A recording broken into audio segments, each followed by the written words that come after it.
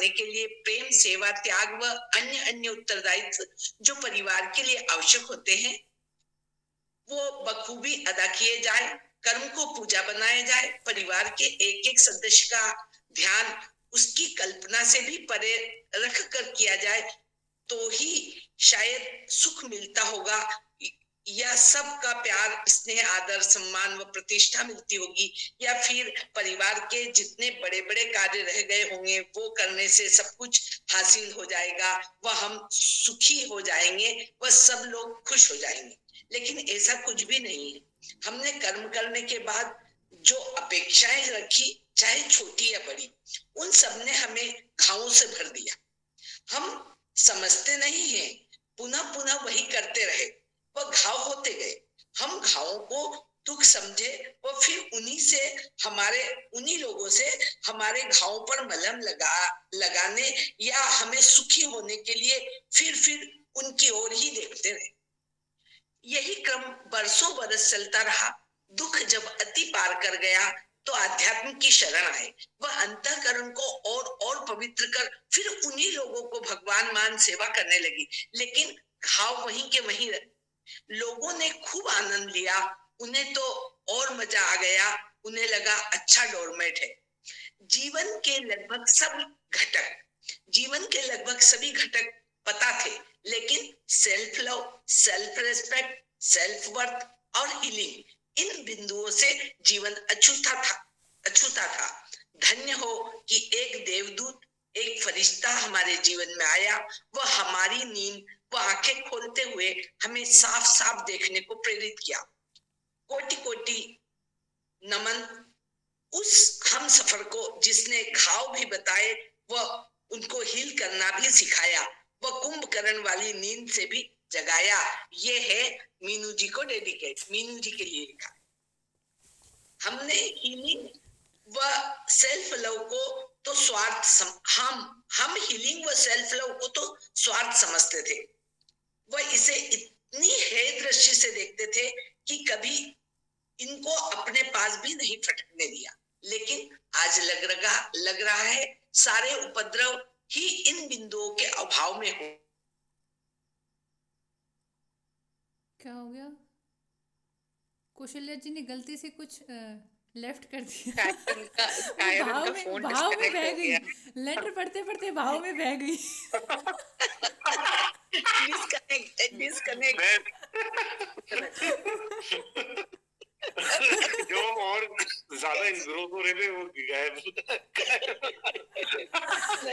Disconnect हो गया।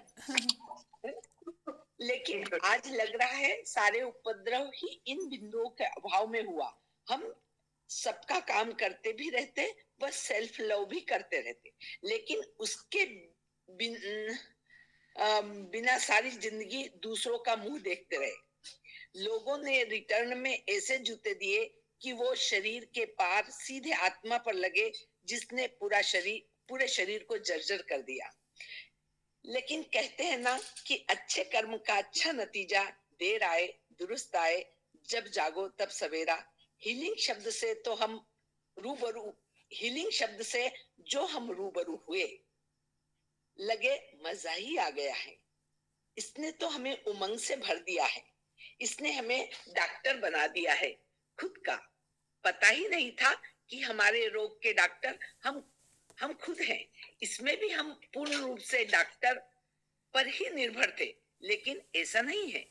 इस बच्चे का ध्यान हमसे ज्यादा कोई नहीं रख सकता।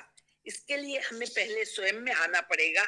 जिस तरह कछुआ अपने अंगों को समेट लेता है, ऐसे ही हमें भी अवेयर रहकर हमारी एनर्जी को, चेतना को जो चहुं ओर बिखर रही है वहां से इकट्ठी करना है, और फिर ये देखना है कि हमने अपने अंदर कितने घाव संजो कर रखे हैं। उन सबको ईमानदारी से देखना है, उन्हें बहुत ही प्यार से लिखना है, वह सहलाना है, पुचकारना है, वह प्यार करते हुए सम्मान से उनका विदाई समारोह करते हुए उन्हें विदा करना है, क्योंकि वो हमारे ही बोए बीज हैं।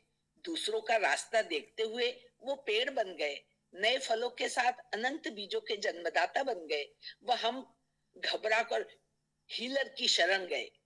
उन्होंने पुनः हमें सादर हमारे अंदर भेज दिया। वह कहा, बोए पेड़ बबूल के तो आम कहाँ से होए। हमने दूसरे के यहाँ बगीचे लगाए फूलों के, वह हमने इकट्ठे किए कांटे। अब वो ऐसे चुभ रहे हैं कि ना मरने दे ना जीने। लेकिन हमें जो हीलर मिला है मीनू जी, लेकिन हमें जो हीलर मिला है वो एक मजबूत स्तंभ है। वो हमें तार देगा। मरते हुए को ही तारता है वह। वहां हर कोई प्रवेश भी नहीं कर सकता। वो वेंटिलेटर है, लास्ट स्टेज वाला ही उनकी शरण में पहुंचता है। अब हम बहुत ही आशान्वित हैं क्योंकि हमने हीलिंग में प्रवेश कर उसका स्वाद चख लिया है। अब तो घाव क्या, उसके दादा परदादा को भी भागना ही पड़ेगा। सेल्फ लव हमसे कोसों दूर था, हमारी आंखों से ओझल था, लेकिन अब वो एकदम हमारे पास है, हमें साफ साफ दिखाई देता है। वह हमने उसमें जीना शुरू कर दिया है। कैसे? हमने जैसे ही आंखें खोली, हम बिस्तर पर जागे, वह हमने अपने आप को आई लव यू कहना शुरू किया। आई लव यू हम तब तक बोलते रहेंगे जब तक कि हमारी बॉडी का एक एक प्यासा सेल्स उसे फील करके नाचने न लगे। केवल छिड़काव से काम नहीं चलने वाला है, केवल छिड़काव से काम नहीं चलने वाला है, लव की वर्षा करनी पड़ेगी। तभी बरसों से जले हुए, अध जले, प्रताड़ित, घायल, मरे हुए, मरते हुए, हमारी और आशा भरी नजरों से देखने वाले, हमारे लिए रात और दिन अपनी जान की बाजी लगाने वाले, हमारे नन्हे नन्हे प्यारे प्यारे सेल्स, एनर्जी, जिसको इन आंखों ने कभी देखा भी नहीं, केवल उसको मार ही पड़ी है और उसको दुत्कार ही पड़ी है, ऐसे प्यारे, ऐसे दुलारे हमारे अनन्य प्रेमी सेल्स को एक बार बिना भाव के आई लव यू कह देने से हम उनकी हीलिंग नहीं कर सकते। थोड़ा सा ये बताइए कि उन्हें प्यार कौन करेगा, उन्हें हील कौन करेगा। हमने तो कभी अभी तक दूसरों का काम किया। वह सारे सेल्स हमारे लिए दौड़ दौड़ कर कार्य करते रहे और हम उन्हीं की दी हुई ऊर्जा को, एनर्जी को दूसरों के लिए उलीचते गए। कभी मुड़कर नहीं देखा इनको। और सामने वाले ने जितना तिरस्कार किया हमारे प्रेम सेवा त्याग का, तो हमने क्रोध किया, हमने करुण क्रंदन किया, हम बिलक बिलक कर रोए, किसी को कोई फर्क न पड़ा। वो हमारे बॉडीगार्ड, वो हमारी इनर ब्यूटी, वो बाहरी खूबसूरती को बरकरार रखने वाले हमारे सेल्स घबरा गए कि हमारे स्वामी को ये क्या हो गया, ये क्यों इतना क्रोध कर रहे। वो उल्टे सीधे दौड़ दौड़ दौड़ दौड़ मचा दी उन्होंने बॉडी में, हमारी बॉडी में, बॉडी को बैलेंस में लाने के लिए। उनका प्यार और सेवा अनमोल है, हम उनसे हैं, वो हमसे नहीं। जैसे जल ही जीवन है, वैसे ही सेल्स ही, एनर्जी ही हमारा जीवन है। अब तो उनकी रक्षा करना, उनका ध्यान रखना, उनको प्यार करना हमारा परम कर्तव्य। तभी हम हरे भरे हो सकते हैं, नाच सकते हैं, गा सकते हैं, चहक सकते हैं, खुश रहकर जीवन को आनंद उत्सव बना, प्रेम के गीत गा, प्रेमियों की महफिल बना, सबको रिझा सकते हैं। थैंक यू केवल। This is so beautiful. This is really beautiful, huh? It really deserve a clapping. It really deserve a clapping. मैं बहुत शर्मा रही थी, सोच रही थी यार क्या लिख दिया है मैंने, और सब लोग बहुत खूबसूरत है, ये बहुत खूबसूरत है, बहुत अच्छा लिखा है।